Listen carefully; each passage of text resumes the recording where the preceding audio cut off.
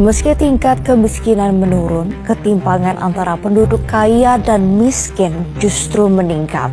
Teknologi masih ada sekolah di pedalaman Kabupaten Kupang, Nusa Tenggara Timur yang bangunannya tak layak sebagai tempat belajar. Ketimpangan ekonomi yang terus meningkat menjadi permasalahan penting yang memengaruhi pertumbuhan ekonomi nasional.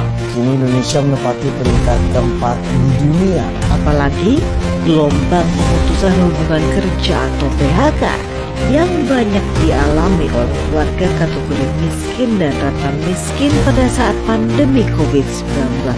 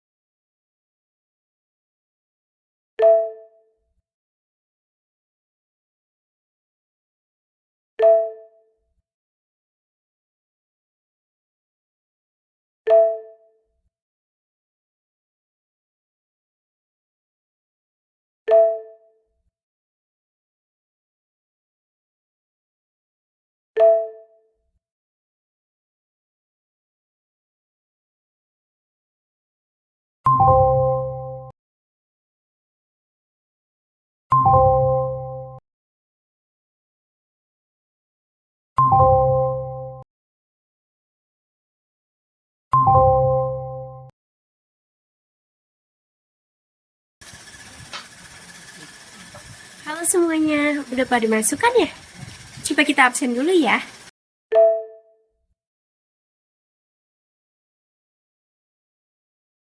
Aku hadir. Hani selalu hadir dong. Oke, berarti yang belum masuk Fatan sama Ilham ya? Halo, Fatan hadir. Maaf ya lama, soalnya biasa nih habis beli gorengan buat nih buat kembaran nih 1, 2, 3 banyak banget tuh. Habis beli gorengan buat makan dia di orang nih. Kalau nggak dikasih makan kasihan dong nanti. Tapi kok rambutnya miring? Malah jadi aneh. Pokoknya gitulah. Ilham hadir, tapi suara aku kedengeran nggak?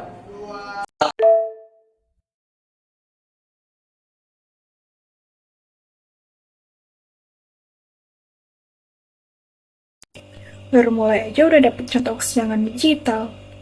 Nah, iya tuh. Itu bisa jadi pembuka tema kita hari ini.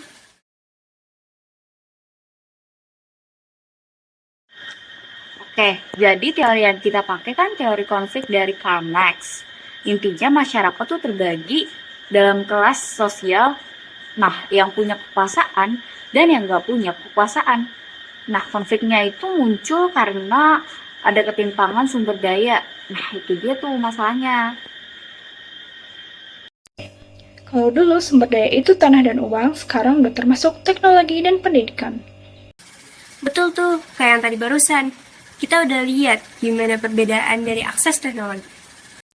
Iya, di tempatku sinyal susah banget. Kadang harus keluar rumah dulu lihat konek wifi tetangga.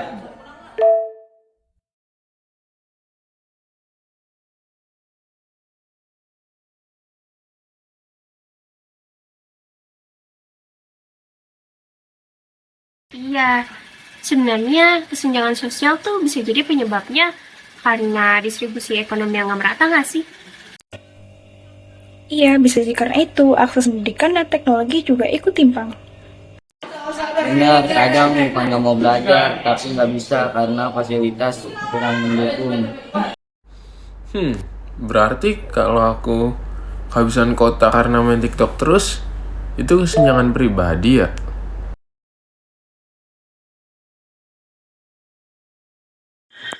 Nah, kalau kita lihat dari dampaknya berarti besar banget ya.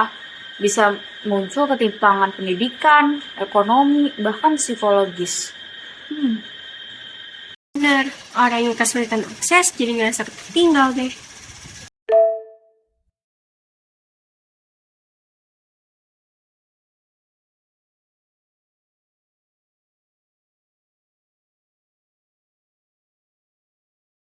Nah, itu dampak sosialnya, muncul rasa nggak adil dan kecemburuan sosial.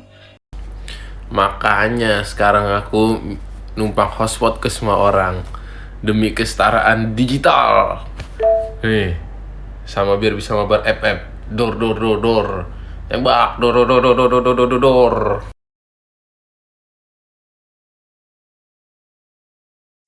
Sekarang kita bahas solusi.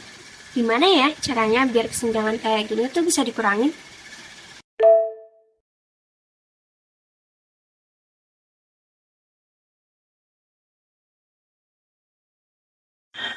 Nah, iya tuh, plus pelatihan literasi digital biar semua kalangan bisa ikut berkembang juga. Dan peran masyarakat juga penting, saling bantu sesama yang kesulitan. Setuju banget, menurutku sekolah juga menyediakan wifi itu udah cukup membantu banget pembelajaran kita di sekolah. Solusi dari aku sih kota gratis seumur hidup buat pelajar. Gimana?